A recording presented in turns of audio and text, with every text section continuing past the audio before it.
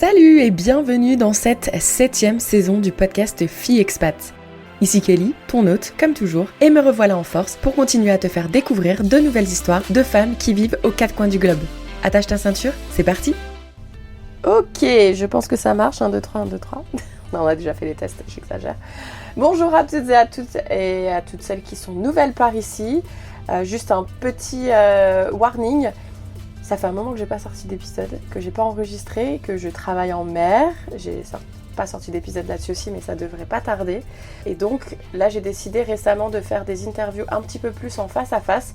Donc je recherche plus forcément des pays ou des thématiques spécifiques, mais je recherche surtout une nana que si je la croise et qu'elle me semble intéressante, je vais lui tendre mon micro et c'est ce qui est en train de se passer.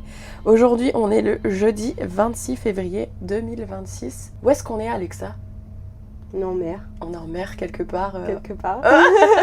Entre quoi et quoi ? Attends, on arrive entre à les Solomon. Fidji et le Vanuatu. Voilà, Fidji et Vanuatu. Et donc, je suis dans la chambre d'Alexa qui va vous parler de ce qu'elle fait à bord et puis de son parcours de vie.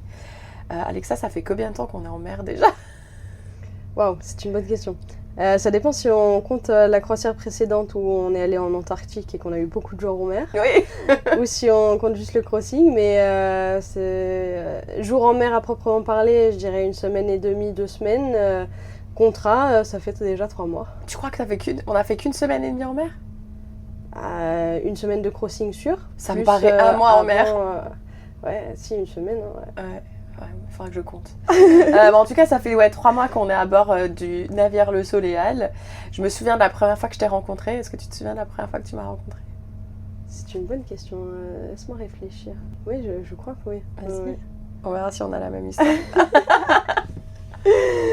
Pour moi, de toute façon, on est tous arrivés en même temps, quasiment le même jour, donc ça c'est plutôt bien. Vous êtes arrivés le lendemain. Moi, j'étais arrivée la veille au soir. Mhm. Et du coup, forcément, nous, on vous a vu pour les dossiers médicaux. Ouais. Donc ça, c'était la vraie première fois où on s'est Mais moi, je t'ai vus. pas vue à ce moment-là. Mais C'était quelqu'un d'autre et elle est partie. c'était ma corporate, éventuellement. Non, pour moi, la première fois, c'est quand on a mangé ensemble au Pont 6. Et c'est ce que j'ai pensé après. Ouais. Du coup, Ouais. si c'était pas les dossiers médicaux, ce qui me semblait le plus logique, c'était du coup, pour moi, la vraie première fois, Pont 6, ouais. Ouais, c'était ça notre repas le soir. Je sais plus avec qui on était par contre, mais Voilà. c'est pas n'importe. C'était une grande tablée, ouais. Ouais. Est-ce que tu peux dire à toutes celles qui nous écoutent, ton prénom on l'a déjà dit, ton âge et d'où tu viens ? Du coup, j'ai Alexa quand même, je répète mon prénom. 27 ans et je viens de région parisienne, plus exactement le 95, du côté de Cergy-Pontoise. Ok.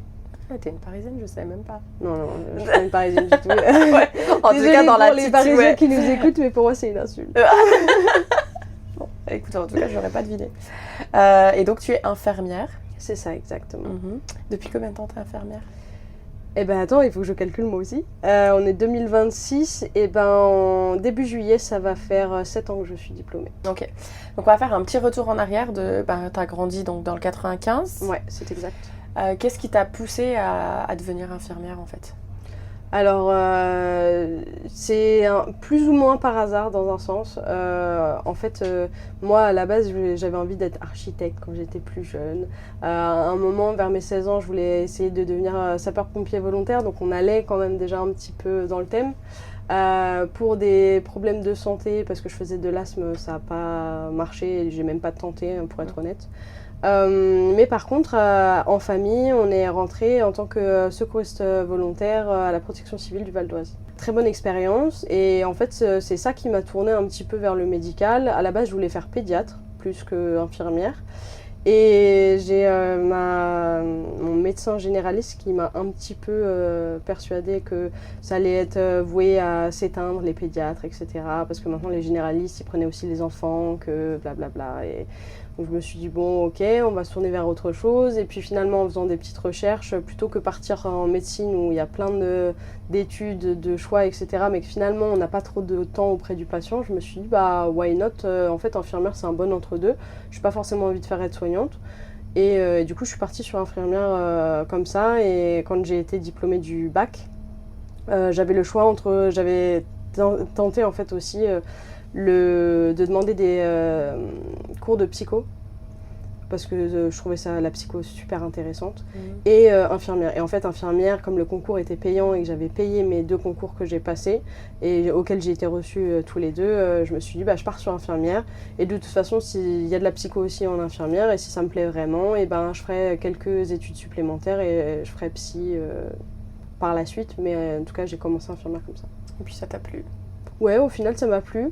Après, la manière dont elle s'est effectuée en France, on va dire que... surtout suite au Covid, surtout dans la conjoncture actuelle, c'est un petit peu particulier et c'est plus ce qui me plaît spécialement. C'est aussi une des raisons pour lesquelles j'aime bien travailler à bord. Mais en tout cas, le métier en lui-même, la base, la finalité, l'empathie, tout ce que tu veux, les principes de base du fondement de notre métier, je les apprécie vraiment. Pour toutes celles et ceux qui ne sont pas dans le métier comme moi, ouais. Qu'est-ce qui te plaît pas en France par rapport à ce métier? On va donner une petite comparaison sans aller trop loin, comme ça permet de se rendre compte. En gros, nous en France, le problème c'est que on n'est pas très bien payé, même si on a eu des augmentations de salaire suite au Covid, on n'est toujours pas assez payé pour ce qu'on fait. On fait des gros horaires, on travaille jours fériés, les week-ends, on s'en fout, un peu comme la restauration, un peu comme tout. Pas comme tout, mais comme certains autres travails. Ceci n'est pas le problème, mais il n'y a pas forcément d'augmentation de salaire sur ces fériés ou ces jours travaillés. Les moyens sont de plus en plus restreints. Le personnel est de plus en plus restreint aussi, puisque suite au Covid, encore une fois, il y a beaucoup de personnes qui ne veulent plus travailler puisqu'ils se sont rendus compte de la charge de travail, que ce soit mentale ou personnelle. Et on peut être rappelé facilement sur des congés pour travailler, des fois plus de 50-60 heures par semaine, sans forcément avoir le salaire qui suit ou la reconnaissance qui suit. Donc c'est un petit peu compliqué, et puis tout le monde se tire un peu dans les pattes. Les médecins ne sont pas spécialement aidants en fonction de là où on est. Il y a des fois on se retrouve avec plus d'une vingtaine de patients à charge dans un service de médecine générale, ce qui est juste énorme. Dans les services de soins intensifs, ça peut arriver qu'il y ait plus de 7-8 patients à charge, alors que normalement c'est maximum 6 parce que c'est quelque chose de très spécifique. Et donc en comparaison, par exemple en Suisse, service de soins intensifs c'est 3-4 maximum. Service de soins généraux, on est sur une dizaine de patients maximum par infirmière. Ce qui serait normalement normal, mais du coup en France non. Et quand on va dans les personnes,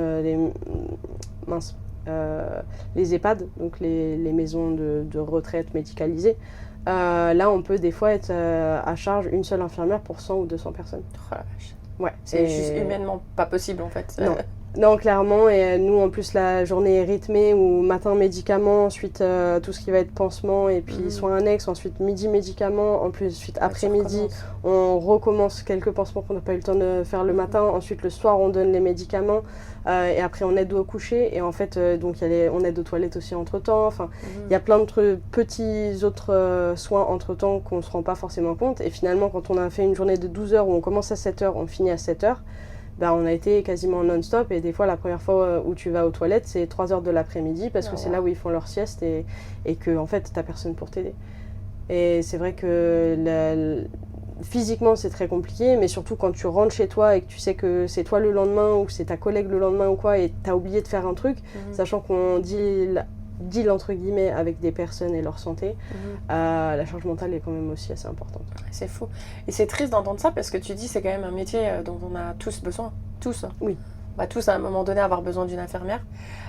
Et de se dire qu'on vous met dans des charges mentales comme ça peut mener à des erreurs, à de la fatigue, etc. Exactement. Ça va mener à des gens, comme tu l'as dit, qui ne veulent plus faire ce métier en France. Et donc du coup, on va se retrouver comme des cons en fait. Il y a beaucoup de gens qui ne réalisent pas tout ce qu'on peut avoir à faire, mais surtout aussi les responsabilités qu'on nous donne, c'est-à-dire qu'en tant qu'infirmier, bien sûr, comme tout le monde, on doit être responsable de notre propre job, ce qui est normal, c'est la base de n'importe quel job, mais en tant qu'infirmier, on doit être aussi responsable de ce que font les aides-soignantes, puisqu'on est considéré comme, entre guillemets, faisant partie de leurs supérieurs. Donc ça veut dire que, admettons, pour une toilette, il y a de la maltraitance, ou alors elles n'ont pas vu une plaie, ou ce genre de choses, et qu'elles ne nous le disent pas, et qu'on ne fait pas ça en équipe, c'est sur nous que ça retombe, mais alors que c'est elles qui n'ont pas fait leur job de base, entre guillemets.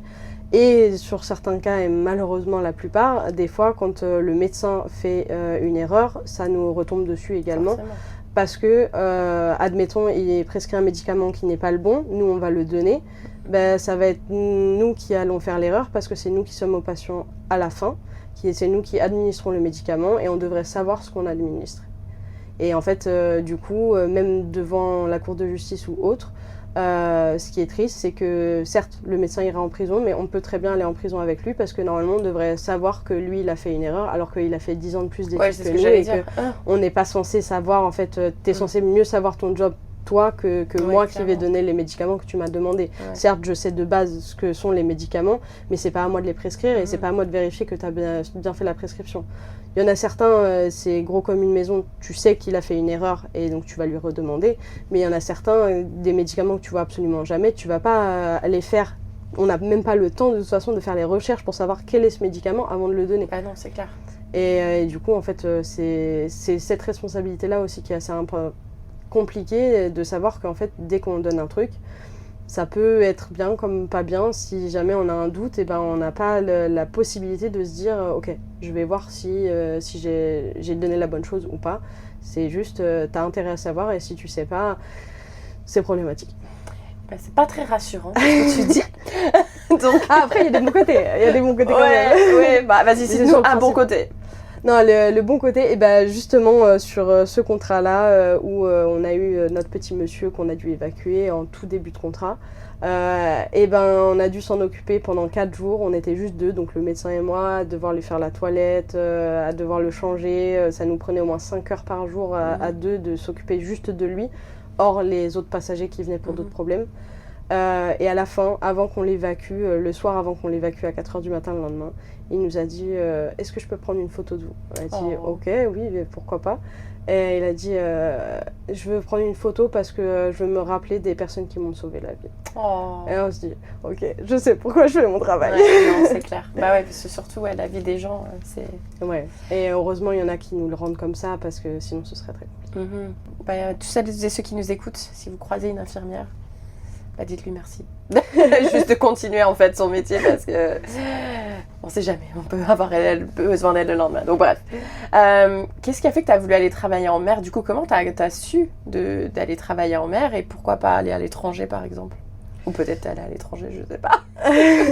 Eh ben, en gros, pour résumer brièvement, moi du coup quand j'ai été diplômée en 2019, j'ai jamais été fixe quelque part. Parce que justement, j'avais pas envie d'avoir cette ambiance de rester avec la même équipe, de se dire qu'il n'y a pas forcément d'évolution ou quoi. Et puis niveau salaire, de toute façon, c'était pas intéressant. Du coup, j'ai fait de l'intérim pendant 3 ans. Et j'ai aussi, pendant le Covid, même si pour certaines personnes, la majorité peut-être, c'était une mauvaise période, moi c'était une des meilleures niveau travail parce que ça m'a permis de travailler avec ce qui s'appelle la réserve sanitaire. Donc je ne sais pas si ceux qui nous écoutent, il y en a certains qui connaissent ou pas, mais en fait c'est un organisme qui est rattaché à l'ARS, donc l'Agence régionale de santé, et qui envoie dans les dom-tom, principalement français, ou même en région métropolitaine, dans certaines régions qui ont besoin, en fait, qui sont en manque médical, des infirmiers, des médecins, des radiologues, des psychothérapeutes, un petit peu tout corps de métier mais médicaux, qui les envoient en renfort. Pendant 2 semaines, 1 mois, des fois 1 mois et demi. Et du coup, pendant le Covid, on avait des renforts qui étaient possibles. Moi, j'ai pu renforcer Mayotte, j'ai fait Tahiti, j'ai fait la Guyane. J'aurais dû faire la Guadeloupe, mais j'ai eu le Covid. Et j'ai fait la Martinique. Génial! Ouais, donc vraiment très intéressant. Sur des courtes périodes, du coup. Exactement. Le plus court que j'ai fait, c'était 2 semaines à Mayotte. Et le plus long que j'ai fait, c'était 1 mois et demi et c'était en Guyane. Et encore, je dis trop cool, mais vu le rythme de travail, j'imagine que tu n'avais pas trop le temps de te dorer la pilule sur la plage, quoi. Non, non, après ça dépendait. En fait, ce qui est bien, c'est qu'on avait du coup le rythme de ceux qui étaient dans l'hôpital. Par exemple, pour Mayotte, on était là principalement pour faire la vaccination. Donc, on travaillait toute la semaine et on avait le week-end de repos. Ah, ok, cool. À Tahiti, j'étais en 12 heures. Donc, en général, j'avais 5 jours travaillés, 4 ou 5 jours travaillés et 2 à 3 jours de repos. Super. Et sur d'autres endroits comme la Guyane ou la Martinique, on était sur du petite semaine, grande semaine. Donc, ça veut dire, en gros, tu travailles 3 jours la première semaine et 5 jours la semaine d'après. Donc, tu as les repos en fonction. Donc, ça, franchement, c'était plutôt cool. Donc, tu t'es doré la pilule. En vrai, pas tant que ça, Non. mais sur les repos, parce qu'on est quand même fatigué sur les repos. Bah, tu dors à la plage. mais non, on essayait d'organiser des petites randonnées en groupe.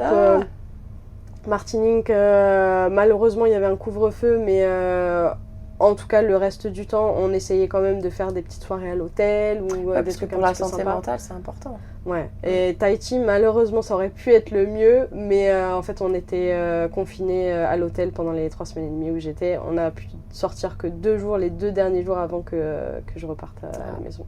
Bon. Mais bon, c'était les 2 derniers jours les plus magiques. Tu m'étonnes. Et donc là, à partir de là...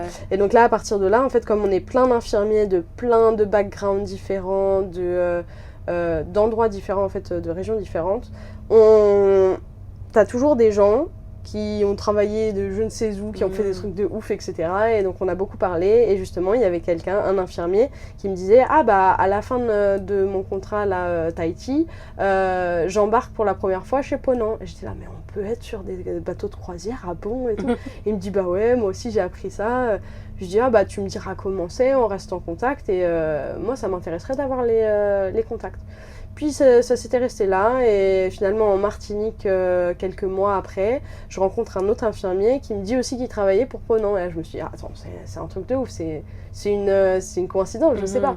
Et en fait, au final, j'ai demandé à ce deuxième infirmier qui me donne les contacts qu'il a de n'importe quelle société de croisière, que ce soit Ponant ou autre. Il m'a donné deux sociétés. J'ai postulé aux 2. Ponant m'a toujours refusé. Genre, à la base, ils m'ont dit, vous n'avez pas assez d'expérience. Okay. Donc, dans l'objectif de me dire, bon, je vais arriver quand même à pouvoir travailler sur un bateau, j'ai recontinué de travailler aux urgences. J'ai réussi à me faire engager, j'ai répondu à des petites annonces parce que je me suis dit, ok, la porte ouverte à la croisière, je devais essayer de trouver des petites annonces pour les croisières. Et finalement, j'ai trouvé pour un ferry, et le ferry a accepté. Du coup, j'ai commencé à faire mes armes là-dessus. Une infirmière, pas de médecin, pour les passagers et les membres d'équipage. Et du coup, très très bonne expérience. C'était quel trajet C'était trajet, on partait de Marseille, on allait à Tanger et on revenait à Marseille. Ça fait 4 jours en tout. Okay. En gros, 2 jours de traversée pour aller à Tanger, on restait une après-midi et on remettait 2 jours pour revenir à Marseille. Et donc, on pouvait choisir de faire une seule traversée, donc 4 jours et demi en tout. Et on pouvait accepter jusqu'à 3 traversées. Donc, ça fait à peu près quasiment 2 semaines, un petit peu plus de 2 Mais c'est cool semaines. parce qu'en plus, du coup, ça te permet de voir déjà si t'as le mal de mer, enfin, de te mettre un peu le... Exactement, ouais. Ouais, je trouve ça bien. Ouais, et puis même juste d'avoir un petit pied sur les règles, sur comment ça se passe, sur un petit peu, en fait, toute la vie à bord. Et c'était vraiment intéressant, et le fait d'être en autonomie totale aussi, c'était génial. Au départ, ça fait peur parce qu'on nous dit, ok, vous devez appeler la régulation, même pour donner un Doliprane. Je me dis, mais je sers à quoi dans ces cas-là? Enfin, ça veut dire qu'il y a juste une pharmacie et moi je suis là pour délivrer un truc, mais que si j'ai un appel qui dit, ah bah c'est bon, tu peux délivrer, enfin, il n'y a pas d'utilité. Donc on va dire que c'était un peu dans peut-être pour éviter les abus, non? Pardon? Peut-être éviter des abus? Non, c'est parce qu'en fait, nous, notre diplôme, normalement, ne nous permet pas de pouvoir donner des médicaments sans prescription. Ah, ok.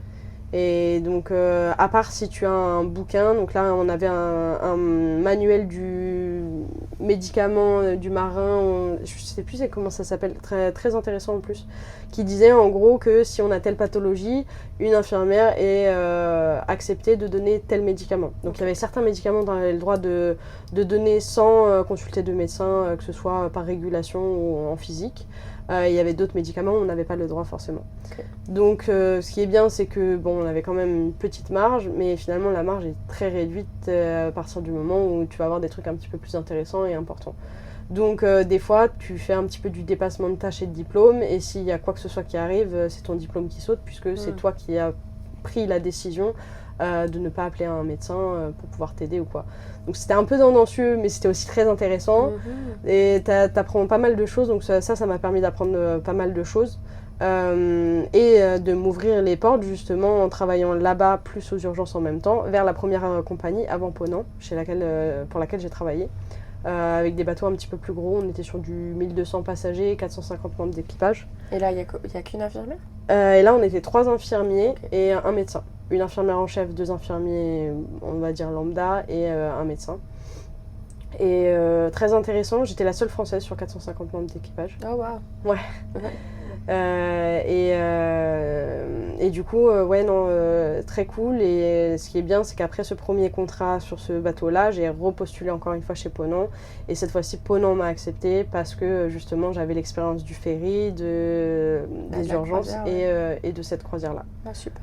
Et donc j'ai refait un contrat quand même dans cette compagnie-là avant de commencer chez Ponant. Qu'est-ce qui faisait que tu voulais absolument postuler? Désolée, je suis en train de boire en même temps, si ça fait du bruit. Qu'est-ce qui faisait que tu voulais absolument travailler pour Ponant? C'est pas que je voulais absolument travailler pour Ponant, c'est que en fait, des retours que j'avais eus, Ponant était vraiment, enfin en tout cas les francophones, Ponant était vraiment une bonne compagnie à ce moment-là.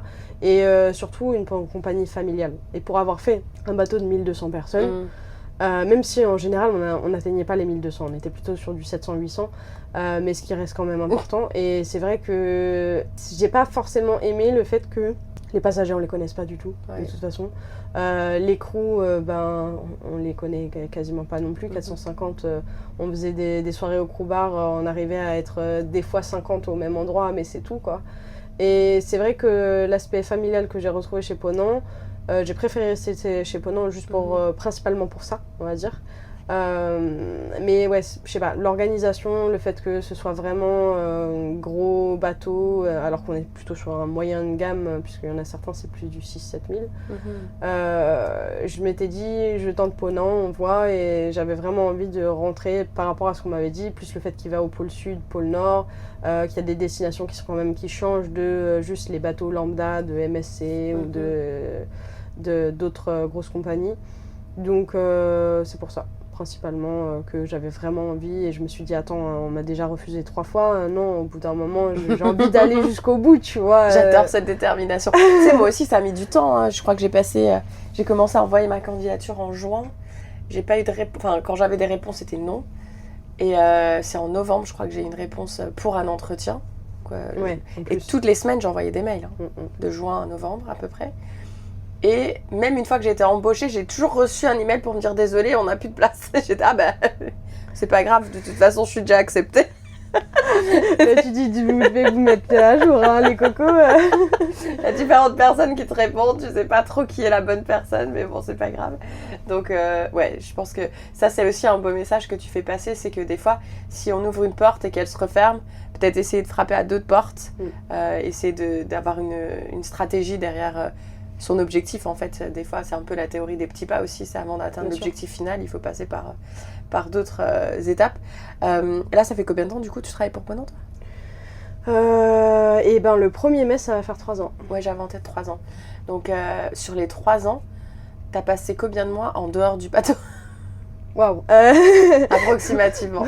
À raison de, en général, on va dire 4-5 mois par an. On va dire qu'on va partir sur du 4 mois par an. Donc j'ai dû passer presque 1 an en dehors du bateau. C'est comme si j'avais passé un tiers de mon temps. Ok, donc t'as quand même passé plus de temps en mer qu'à terre. Ouais. Et est-ce que tu te souviens, après t'avais déjà un peu d'expérience en mer, mais tes premiers ressentis justement quand tu as travaillé chez Ponant, l'organisation, etc. Est-ce que tu te sentais un peu plus à ta place? Au départ, en vrai, oui. Parce que j'ai commencé mon premier contrat du coup sur le Charcot. Ok. Ce qui est le brise-glace de la compagnie. Exactement. Donc c'est le plus gros, je pense. Le plus gros standing, là où ils demandent aussi le plus de rigueur. Donc tu commences vraiment par du luxe de chez luxe avant d'aller sur les autres bateaux et que ce soit différent. Mais donc ambiance un petit peu particulière au départ. On va dire que j'ai eu de la chance parce que en amont, comme c'était mon premier contrat chez Ponant, en fait le Charcot c'est le seul bateau où tu vas avoir 2 infirmiers et un médecin. Ok. Et du coup, c'est pour ça qu'ils aiment bien nous mettre en premier contrat. Comme ça, on a un espèce de doublure pendant le temps de notre contrat. Et l'autre infirmier, qui est censé être un infirmier senior et donc plus d'expérience dans la compagnie, peut nous montrer absolument tout. Ah bah, c'est bien. Donc ce principe-là est cool. Et en fait, en amont, on avait créé un groupe avec lui, cet infirmier-là et le médecin. Et en fait, on avait bien parlé pendant 2 semaines et je me sentais déjà à l'aise avec eux. Donc quand je suis arrivée, franchement, c'était super bon délire. Ils m'ont montré ce qu'il fallait et tout. Enfin, c'était vraiment très bonne ambiance. En tout cas, du point de vue médical. Et sur le bateau, un peu tendu, parce que de toute façon, bon, le Charcot est un peu réputé niveau crew pour être un petit peu tendu. Mais après, en fait, ils sont restés là que 2 semaines et j'ai changé d'équipe médicale. Et quand j'ai changé d'équipe médicale, c'est là où ça a commencé à être un petit peu moins sympa. Mais après, l'expérience de toute façon de croisière est juste géniale parce que j'ai embarqué à Brest, mais on est parti pour le Groenland et pour se faire justement tout ce qui est arctique. Et donc on a fait Groenland, ensuite je crois qu'on a fait un petit passage en Islande également, on a fait le Svalbard et le pôle Nord. Okay. Et moi j'ai débarqué après la première croisière pôle Nord. Et donc ce qui est impressionnant, c'est que cette période-là, la glace est encore totalement visible partout. Ça recouvre partout. Et si on veut aller sur les petites côtes du Groenland, il faut briser la glace. Et la première fois que tu vois le bateau briser la glace, c'est juste incroyable. Et je pense que même à la fin de mon contrat, je me lassais pas forcément de voir la glace se briser devant le bateau. Et des fois avec les hélices aussi arrière du bateau. Et c'est vrai que ça, c'est vraiment une expérience de ouf. Ouais, il faudra que tu montes des vidéos. Parce que moi, du coup, j'ai jamais vu ça. Mais... Oui, et il faut que je vois si je les ai toujours sur mon téléphone. Mais ouais, on pourra partager aussi en story au moment de la sortie de ton épisode. J'avais envie de rebondir par rapport à ce que tu disais. Ça, c'est un truc en mer. Bon, déjà, tu vois, est beaucoup plus intense en général. Totalement. Mais c'est vrai que du coup, les personnes qui t'entourent, ils ont tellement d'impact. Je sais pas toi, mais moi, ils ont tellement d'impact sur mon sourire, en fait. Ouais. Là, je le vois récemment, l'équipe, elle a changé. J'ai l'impression d'être une personne différente en fait au niveau de mon service. Je me sens beaucoup moins stressée, je me sens plus heureuse et je pense que même ça se ressent sur les passagers. Mais je pense pas que sur les passagers parce que justement je sais plus avec quel crew on en parlait, comme quoi t'avais l'air plus lumineuse et plus... Ouais, c'est un truc de fou. Ouais. Hein. Ouais. Et des fois je me dis il faudrait que j'arrête de me faire impacter autant par mes collègues. Mais c'est difficile. Mais c'est difficile parce qu'on passe tellement de temps ensemble. Exactement. Que c'est difficile de pas... Enfin moi je pense que j'absorbe aussi beaucoup d'énergie des autres. Bien et sûr, du coup quand elles sont négatives, c'est difficile. mais ouais. Qu'est-ce que je voulais te poser d'autre comme question ? Ah oui, j'avais envie de te demander, quelle est peut-être, je sais que tu as un secret médical à garder, mais quelle est peut-être l'histoire la plus folle qui t'est arrivée où là tu t'es dit, mais qu'est-ce qui se passe ? Enfin, tu vois. À bord forcément ou tout court Ouais, à bord. C'est pas la plus folle, on va dire, c'est un petit peu cocasse. On va dire j'en ai 2. C'est une un petit peu de cocasse et l'autre qui peut être considérée comme la plus folle. Par laquelle tu veux que je commence ? La cocasse. Ok. La cocasse, les 2 se sont passés, pas chez Ponant, mais dans la compagnie où j'étais avant. Du coup, la cocasse, c'est que en fait, on a une membre d'équipage qui vient, troubles urinaires, etc. Et finalement, on diagnostique infection urinaire. Ok, il n'y a pas de souci. La même après-midi, une autre membre d'équipage qui vient, même symptômes. Même diagnostic, on se dit ok, chelou. Et en fait, partage la même cabine ou quoi ? Non, mais elle partage le même mec. Ah putain. Et le mec en question, c'était le commandant qui est marié. Oh merde. Et du coup, en fait, on était là, on s'est avec quitté parce que en fait, il y en a une, on savait qu'elle fricotait avec le commandant. Et l'autre qui arrivait avec les mêmes symptômes, on a dit maintenant on sait aussi, tu vois. Mais elle le savait. Je suis pas sûre. Non. J'adore. Puis ça tombe sur le commandant comme par hasard. Exactement. Et le commandant, on peut pas lui demander bon bah en fait les deux filles avec qui tu couches, elles ont ça vient forcément d'un truc commun, donc ça vient forcément de toi, ce serait peut-être bien que tu te traites. Bah ouais. Et on peut pas faire ce genre de choses. Ah, Puis s'il vient pas à nous et si elles veulent pas nous dire avec qui c'était fait, bah malheureusement on peut rien faire de notre côté. Mais du coup on le savait officieusement. Ouais, j'adore. Putain, à chaque fois que tu le croises du coup. C'est exactement ça. Et en fait, ouais, non, il était réputé pour draguer, etc. Et faire des soirées dans sa cabine juste avec les personnes qu'il choisissait. Et je pense que, voilà. Bon. Et l'autre histoire, du coup ? Et l'autre histoire, un petit monsieur on a eu, en fait, une grosse urgence médicale. En gros, il a fait une décompensation cardio-respiratoire.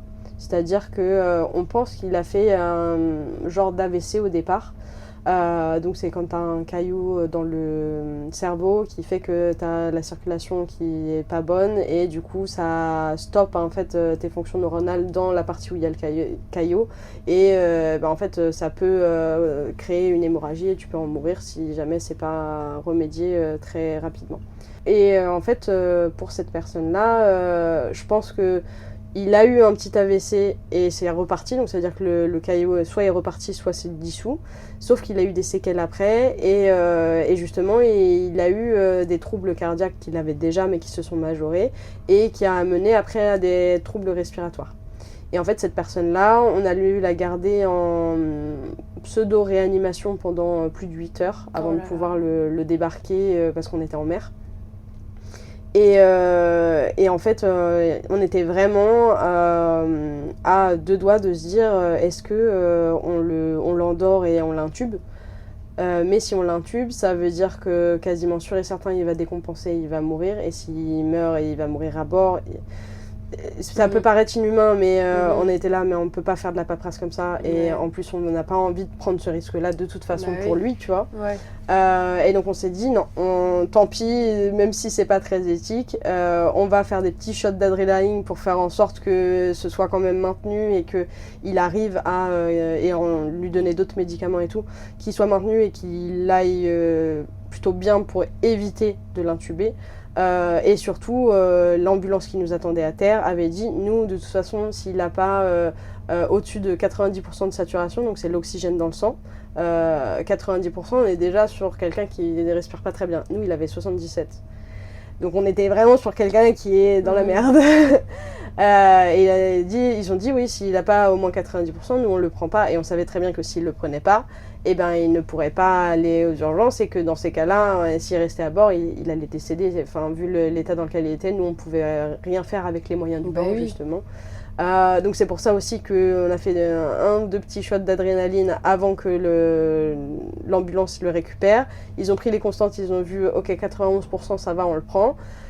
Je pense qu'il a dû désaturer dans l'ambulance, mais la finalité est que 4-5 jours après, on nous a dit il n'a pas été intubé, il n'a pas été en réanimation et il rentre chez lui dans 3 jours. Ah, super.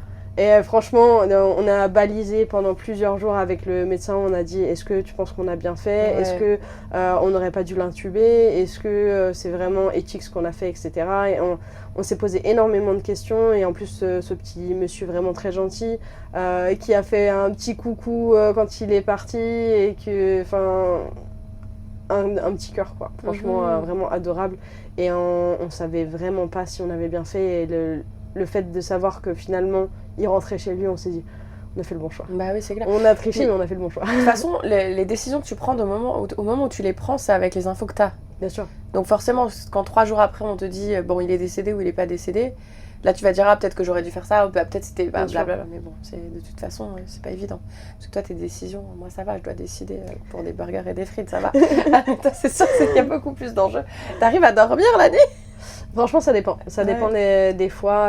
La charge mentale, des fois, est assez compliquée. Surtout à bord, sachant qu'on est juste un médecin et une infirmière, la plupart du temps sur les bateaux. Si tu te retrouves avec un médecin de merde, c'est toi qui as toute la charge mentale parce que lui, il s'en fout.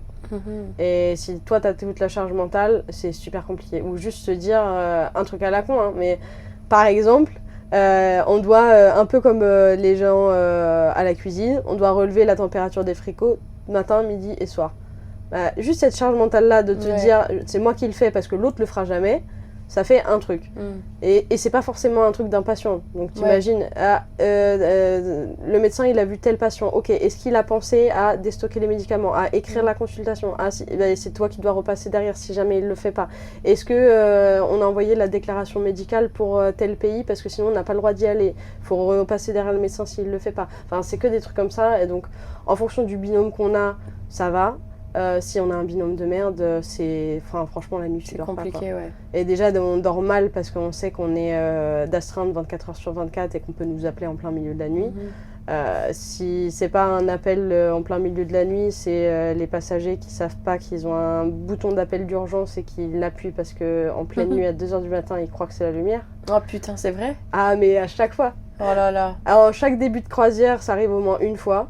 Et là, la croisière dernière, toujours la même cabine. Je les appelle à chaque fois en lui disant « Ça va bien ? Parce que vous avez appelé le bouton d'appel d'urgence. » Et ils sont là « Désolé, c'est pas fait exprès. » Ouais, mais c'est toujours la même cabine. Donc au bout de la 5e fois sur la croisière... Je vais te mettre un électrochoc. Et c'est des boutons qu'on n'a pas le droit de désactiver puisque, niveau sécurité à bord, on est obligé de les garder, quoi. Ah, punaise, je savais pas. Donc c'est un peu chiant et t'as des fois, t'entends ton téléphone, tu sais qu'en 30 secondes, ça peut être soit une urgence, soit juste quelqu'un qui s'est trompé, soit quelqu'un qui est bourré. Des fois, il y a c'est quand les horaires d'ouverture du médical, j'aimerais bien passer, je vais pas très bien. Et t'es là, mais est-ce que t'en as vraiment besoin maintenant ou ça peut attendre demain? Non, ça peut attendre demain. Bah pourquoi tu m'appelles à 1h du matin pour savoir quoi? Quand t'es bourré, tu sais pas qu'il est 1h du matin. Mais du coup, c'est horrible. Parce que t'as vraiment le stress de... T'as ton téléphone qui sonne en pleine nuit, ça veut dire que ça peut être n'importe quoi. Donc t'as l'adrénaline qui arrive d'un coup pour qu'au final, on te dise non, en fait, c'est rien. Ou alors que tu vois, non, c'est une alarme qui a été déclenchée dans le vide. Et après, tu peux pas te rendormir. T'as l'adrénaline qui est là, c'est mort. Tu vas mettre 1 heure à te rendormir si t'arrives à te rendormir. Je comprends pourquoi tu vas te coucher avant moi le soir. Il y a des fois, Non mais c'est cool. Et là je sais que tu comptes prochainement arrêter, faire un petit break par rapport... Et tu vas partir voyager. Est-ce que tu veux nous en dire un petit peu plus? Qu'est-ce qui se passe dans ta tête? Ouais, carrément. Du coup, là, avec cette opportunité Ponant et que j'ai pu commencer par le pôle Nord, je m'étais toujours dit, mon dernier contrat, j'aimerais bien faire le pôle Sud et du coup l'Antarctique. Et d'où le fait que j'ai choisi le contrat que je fais actuellement, puisqu'on a été en Antarctique et que j'ai décidé justement que ce serait mon dernier. Ça faisait déjà un moment que j'avais envie d'arrêter parce que bon, la vie à bord, c'est magique, on rencontre des gens exceptionnels, on voit des choses exceptionnelles. C'est vraiment une expérience de ouf. Même médicalement parlant, j'ai jamais autant appris qu'en étant à bord parce qu'on est vraiment en totale autonomie et c'est super intéressant. Mais après, il y a aussi beaucoup de sacrifices qui sont la vie personnelle, que ce soit la famille, les amis, les relations amoureuses. C'est très compliqué d'avoir quelque chose de stable et quelque chose de sérieux. Et aussi tout ce qui va être la santé physique et mentale. Physique parce que comme on fait du 7 jours sur 7, plus l'astreinte 24h24, même quand on rentre à la maison, moi il me faut au moins 2 ou 3 semaines pour me réadapter. Entre le décalage horaire, la fatigue accumulée, la charge mentale, c'est super compliqué et la famille qui comprend pas forcément. Après, et puis niveau physique, un petit peu la même chose finalement, ça relie le mental. Et donc ça fait un petit moment que j'avais envie de penser à moi et de me retirer, mais je m'étais dit il faut quand même que je fasse l'Antarctique parce que si je le fais pas avec Ponant, je le ferai jamais. Donc maintenant que j'ai ça, c'est bon, c'est achevé. Ça fait déjà 1 an et demi que je prévoyais de faire un espèce de road trip entre guillemets en backpack en Asie. Et là, j'ai mis assez de côté pour éventuellement partir 1 an et demi à 2 ans. Et l'idée, c'est vraiment les 6 premiers mois, je vais partir en Chine. J'ai déjà réservé tout ce qu'il faut et je vais partir dans des écoles 6 mois ? Ouais. Oh la vache! T'es méga organisée. Non, mais parce que... Attends. C'est parce que le projet, c'est ces 6 mois-là de partir en école de Kung-Fu. Ah, ok. Et du coup, j'ai déjà réservé. Je vais faire 2 écoles différentes. 3 mois l'une, 3 mois l'autre. Parce que c'est 2 types de Kung-Fu différents. Excellent. Ouais. Et du coup, pour tous les enseignements, et en fait, je me suis dit aussi, je voulais me sentir un petit peu plus en sécurité. Les arts martiaux, c'est quelque chose que j'adore. Kung Fu, j'ai jamais fait, mais j'aime beaucoup la théorie, le fait qu'il y a aussi beaucoup de maîtrise de soi-même et d'introspection. Et je pense que c'est aussi ce voyage seul, j'ai envie que ce soit aussi basé sur ça. Wow. Et en fait, ce qui est super bien, c'est que ça relie vraiment tout ça. Et je m'étais dit, si je pars vraiment 1 an et demi seule, j'ai envie de pouvoir me sentir en sécurité. Et du coup, savoir que je sais me défendre, ça me rassure beaucoup plus. J'adore, ouais. De me dire, je commence par ça. Et comme ça, après, je pars en backpack par la voie terrestre, faire tout le reste de l'Asie à pied, en train, en mule ou quoi que ce soit. En mule. mais au moins, je me sentirai en sécurité parce que je sais que je sais me défendre. Excellent, j'adore. Ouais, c'est comme si tu allais vivre en Chine en fait pendant 6 mois. Ouais, c'est un petit peu ce principe-là. On va faire 5 à 6 jours par semaine, du coup, des arts martiaux et 1 jour de repos. Et en fonction du niveau que j'arrive à acquérir à la fin, je peux avoir un diplôme et je peux même éventuellement enseigner si j'ai un niveau assez Trop bien. important. Ouais. Moi, quand tu m'as parlé de ton voyage, tu m'as dit, je vais aller au Vietnam, je crois, ou là où tu m'avais parlé, mais tu m'as pas du tout parlé du coup. Il y a vraiment toute une liste et tout. Mais en fait, à la base, je m'étais dit, vas-y, je vais voir dans chaque pays combien de temps je vais rester, ce que je vais faire et tout. Et finalement, je me suis dit, ok, non, c'est pas l'idée. Ne fais pas ça. Voilà. Ouais. Et l'idée, c'est juste, je vais quand même regarder tout ce qui est requis pour chaque pays, les meilleures saisons pour aller dans chaque pays, Ouais, etc. ça, ouais. Mais après, je vais vraiment aller avec go with the flow. Ouais, c'est ça. Mais il faut parce que je pense que quand on voyage en plus en solo, justement, c'est ce qu'on recherche, c'est un peu cette liberté. Et comme tu dis, toi, tu as envie de faire un travail sur toi.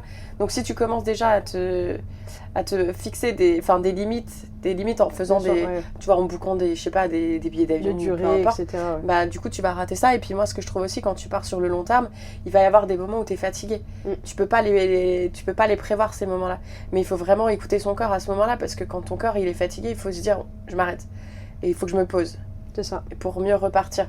Donc moi, je sais que les meilleurs voyages que j'ai fait jusqu'à maintenant, c'est ceux justement que j'ai pas prévus. En plus, si tu vas rester dans des auberges de jeunesse, tu vas rencontrer des gens qui vont dire il faut absolument que tu ailles là, et puis ils vont te sortir des petits trucs que tu trouveras pas sur internet, parce que des fois les voyageurs ils veulent garder aussi des petits secrets entre eux, et je trouve ça trop chouette en fait. Et puis même au niveau de la charge mentale, c'est cool, parce que moi je me souviens, la Colombie, c'est comme ça que j'ai voyagé pendant 1 mois. Les gens me disaient tu devrais aller là, rester tel jour, autant de jours, tu devrais booker cette auberge ou ce Airbnb, blablabla. Et du coup, c'était trop bien parce que j'avais zéro charge mentale. Ouais. Je prenais aucune décision. Ça, c'est bien. Cool aussi. Et j'avais pas besoin de passer du temps à faire des recherches. Et ça, franchement, t'économises vachement de temps en fait. Ouais, donc, je pense que c'est beaucoup mieux de partir là-dessus et de se dire bon, j'arrive quand j'arrive. Si jamais mon ferry il est annulé ou mon bus il a du retard, on s'en fout, de toute façon ça changera rien. Exactement. Non, mais c'est trop bien. J'ai hâte de suivre tes petites aventures, même si j'ai pas hâte que nos chemins se séparent. Mais ça va être chouette. Ouais, mais par contre, du coup, l'idée de ce voyage-là, comme c'est de partir pour moi-même, c'est que je vais arrêter tous les réseaux sociaux. Ah merde. Ouais, bon. Désolée. Non, t'as pas à être désolée. Et justement, l'idée, c'est d'utiliser que WhatsApp. Et pour la famille, ou en tout cas pour la partie où je serai à l'école, de l'utiliser que le dimanche. J'ai déjà prévenu ma famille, j'ai dit vous pourrez me contacter qu'une fois par semaine. Ça commence déjà. À ton âge, de faire des choix comme ça, c'est fort. J'ai vraiment envie de me déconnecter, de partir, et genre tout le monde me demande mais du coup tu rentres quand, et genre tu vas faire quoi quand tu rentres, et je dis mais je suis même pas partie, donc en fait c'est même pas la question. La question qui te met le stress pour rien. Exactement. Et j'ai dit mais vous savez que de toute façon si je pars c'est 1 an et demi, peut-être 2 ans, peut-être plus, ça se trouve je reviendrai jamais. C'est ça. Et je leur dis faire des plans sur la comète comme ça, infirmière. Je dis c'est pas la question. J'aime mon métier, mais j'ai pas dit que je ferais ça quand je reviendrai. Et j'ai dit je sais pas qui je vais rencontrer, je sais pas ce que je vais rencontrer, ce que je vais faire. Et oui, mais t'auras plus d'argent au bout d'un moment. Peut-être, mais dans ces cas-là, je ferai infirmière autre part, ou alors je ferai serveuse, ou je ferai guide touristique, et on s'en fout, tu vois. Ouais, en fait, t'as juste envie de vivre le moment présent. Exactement. Et de prendre du temps pour toi, c'est trop bien. Et il y en a plein qui n'arrivent pas à se rendre compte que, en fait... Parce qu'ils l'ont pas fait. Non, mais c'est surtout, ils ont besoin d'être rassurés sur le fait qu'il y a un après. Ouais. moi, je m'en fous qu'il y ait un après ou pas. Parce que je sais que de toute façon, l'argent, ça va, ça vient. Si c'est juste ça le problème, c'est pas grave, tu vois. C'est facile de gagner de l'argent, surtout nous en tant qu'Européens. J'ai pas de problème avec mon passeport non plus. Ouais, mais tu sais, la retraite... c'est ça, la retraite qu'on verra jamais, même si on travaille en France. C'est ça. Et la retraite, tu fais comment? Mais putain, je la vis maintenant, ma retraite. C'est ça, exactement. Ah, excellent. Et du coup, non, j'ai vraiment hâte de plus en plus. À toute la famille et les amis d'Alexa qui écoutent ce podcast, si tu comptes le partager, ne lui demandez pas ce qu'elle fait après. Et ne lui demandez pas comment elle gagne son argent. Elle est très grande, elle se débrouillera toute seule. Non, mais bon, on me l'a mis cette pression pendant des années. Et puis faire un enfant parce que tu comprends... Voilà. Pour ceux qui ne me connaissent pas, je suis à l'aube de mes 40 ans, donc ça va maintenant, ces questions sont passées. Mais ça a duré pendant des années et c'était insupportable en fait, parce que du coup, toi aussi, ça te fait te poser encore plus de questions alors que tu les avais pas forcément, ou soit que tu savais les réponses, mais du coup, les gens, ils commencent à te mettre le doute, alors qu'en fait, au fond, tu sais très bien ce que tu veux.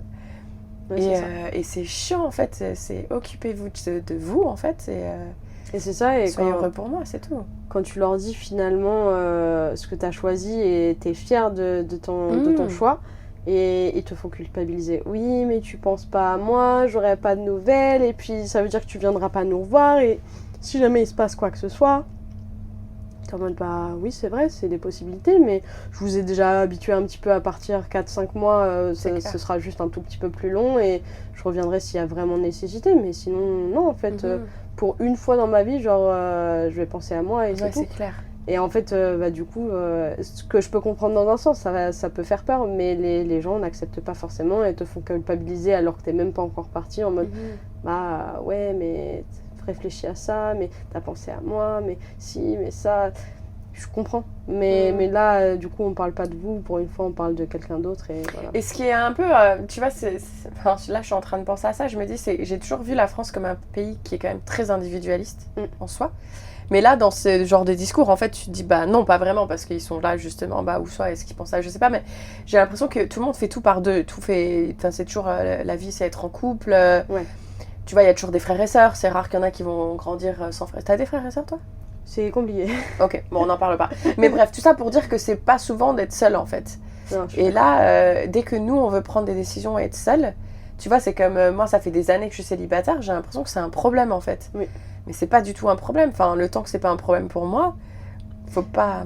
Après, je pense que c'est aussi la société qui est comme ça. Hein. Oui, on reste sur une société où on nous a inculqué, même surtout nos grands-parents, même encore nos parents, où il faut se marier, avoir des enfants, et c'est comme ça que tu es heureux, tu vois. Et il y en a plein d'autres qui veulent pas forcément.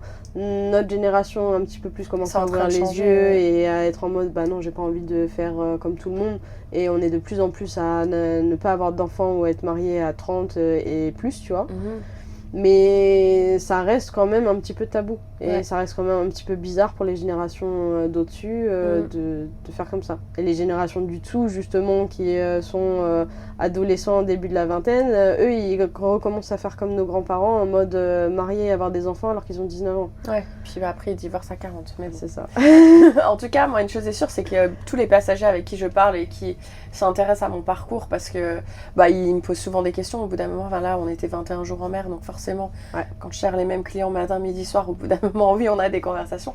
Au final, il n'y en a pas un qui m'a dit que j'ai pris des mauvaises décisions, tu vois. Donc, non, bien sûr. On a totalement raison de vivre cette vie, je pense. Et, non, je pense que finalement, c'est vraiment à l'intérieur très profond, c'est une sorte de jalousie. En mode, comme c'est souvent nos aînés, de toute façon, que ce soit les parents, grands-parents qui nous font ces remarques-là, c'est les premiers à toujours dire, enfin moi je sais, ils me disent très souvent oh j'aurais aimé pouvoir faire ce que tu fais, oh si j'avais pu j'aurais fait ça aussi, j'aurais fait ci, et je comprends tout à fait parce qu'il y a des choses que tu pouvais pas forcément faire à l'époque et il y avait pas les mêmes opportunités non plus, mais pour leur époque à eux aussi, ils ont vécu des super belles choses que nous on n'aura jamais et qu'on a d'autres difficultés sur d'autres problématiques.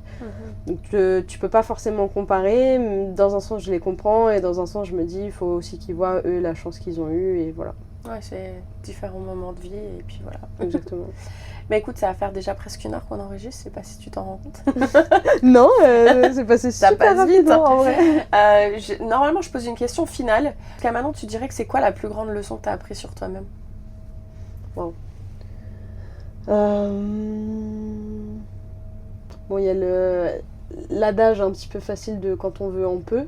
Mais plus particulièrement du fait que avant, j'étais quelqu'un qui était je suis toujours très empathique, mais qui donnait beaucoup pour les autres, vraiment énormément, et genre moi j'existais pas et c'était les autres avant tout. Et la plus grande leçon que j'ai eue, c'est que finalement, en me faisant passer moi d'abord pour certaines choses, c'était pas forcément quelque chose de mauvais, et que ça pouvait m'ouvrir et m'apporter énormément de choses. J'adore. Et c'est pour ça, du coup, tu penses que c'est ça qui fait que maintenant tu vas te recentrer sur toi-même et... Ouais, parce que justement, je me suis oubliée depuis toujours, hein, depuis que je suis née. J'ai jamais vraiment pris de temps pour moi, ou alors les rares fois où c'était le cas, il y avait toujours un soupçon de culpabilité, parce que il y a toujours des gens qui peuvent te dire oui, mais c'est égoïste, oui, mais si, oui, mais ça. Et parce qu'ils savent aussi que tu es quelqu'un de sensible à ce genre de remontrances, on va dire, de remarques. Et en fait, là, je suis fière de pouvoir me dire ok, je sais que j'ai besoin de ça depuis déjà des années.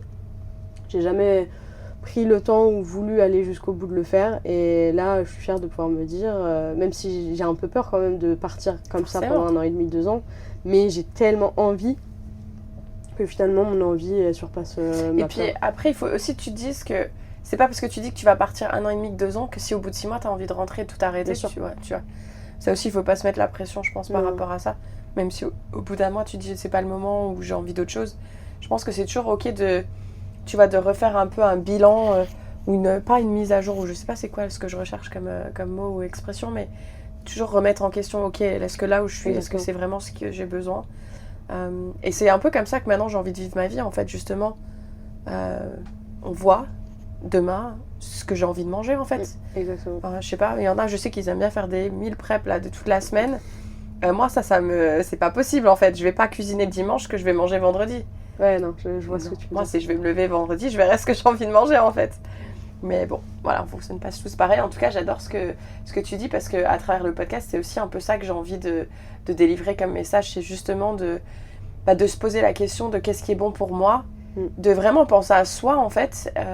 Ouais, je trouve ça, justement, c'est trop bien de... Si t'as envie de... Enfin, il y a une citation, ou je sais plus c'est quoi, une image que j'avais dû voir, c'est avant de pouvoir... Enfin, si tu veux rendre quelqu'un heureux, il faut déjà que toi-même tu sois heureux. Exactement, en fait. Ouais. Parce que sinon c'est trop compliqué, ça va te demander beaucoup trop d'énergie, alors que si t'es déjà heureux à la base, forcément, enfin comme tu le dis, tu vas être plus pétillant, ça va se ressentir dans l'énergie et ça fonctionne mieux. Et je trouve que c'est dommage qu'on n'a pas tous appris à faire ça, en fait. Et on essaye trop d'être dans notre routine, à essayer de rendre son partenaire plus heureux, par exemple son mari, sa partenaire, je sais pas, ses enfants, etc. Et on a tendance à s'oublier, et je trouve ça vraiment dommage, parce que on n'a qu'une vie encore. Je le dis souvent dans le podcast, mais YOLO, quoi. We only live once. Donc, mais c'est justement ça le plus triste, et tu as totalement raison, c'est que, comme on dit, pour pouvoir aider les autres, il faut s'aider soi-même d'abord, et tu ne peux pas aider quelqu'un qui ne veut pas être aidé. Exactement. Ouais. Et en fait, il faut juste garder ça en tête, et au bout d'un moment, tu vis ta vie vraiment de la meilleure des façons. Exactement. Écoute Alexa, merci beaucoup, ça m'a fait trop plaisir. C'est fou parce que ça fait 3 mois qu'on est ensemble, et j'ai encore appris plein de trucs sur toi, donc c'est trop bien. Merci beaucoup d'avoir partagé ça au micro de Fille Expat. Avec plaisir, hein, et merci à toi pour m'avoir proposé. C'était vraiment une très bonne expérience. Ouais. Au final, j'ai pas énormément d'amis à bord, hein. Mais c'est pas pour ça que j'ai voulu te proposer à toi. C'est que les peu de fois où on a un petit peu parlé, je me suis dit, toi, on sent que t'es une personne qui a confiance en toi, qui veut aider. Alors ça, il y a aucun souci. Maintenant, c'est la présidente de notre association des soirées du bateau. Donc on voit que t'as toujours cette tendance à vouloir aider, donner des conseils, etc. Et c'est pour ça que je me suis dit... moi, le podcast, les valeurs du podcast, c'est l'entraide, c'est l'authenticité, etc. Et donc, du coup, tu reflétais vraiment un peu toutes les valeurs du podcast. Et c'est pour ça que je me suis dit, même si t'as pas vécu à l'étranger, je m'en fous. C'est pas grave. Je savais que t'allais avoir des beaux messages à délivrer. Donc, voilà. Merci beaucoup. Merci beaucoup. Et puis, merci pour ce retour aussi. Ça fait chaud au cœur. Oui, c'est marrant. Puis en plus, tu l'as enregistré. Tu pourras le réécouter de temps en temps si t'as besoin d'un petit coup de... ouf. Et puis peut-être sur les routes. il est quelle heure? Il va être 23h, donc ça va être l'heure que je vais me coucher, toi aussi d'ailleurs. Ouais. Oui. D'ailleurs, j'avais peur de ne pas avoir l'énergie nécessaire pour faire... ça prend de l'énergie quand même d'enregistrer comme ça. Mais je suis contente, on va bien dormir comme ça et j'espère que personne n'appuiera sur le petit bouton. Non, moi non plus. Allez, gros bisous et n'oubliez pas de nous laisser des petits commentaires sur Spotify et des petits j'aime. Envoyez votre amour à Alexa, s'il vous plaît. Des bisous. Bisous.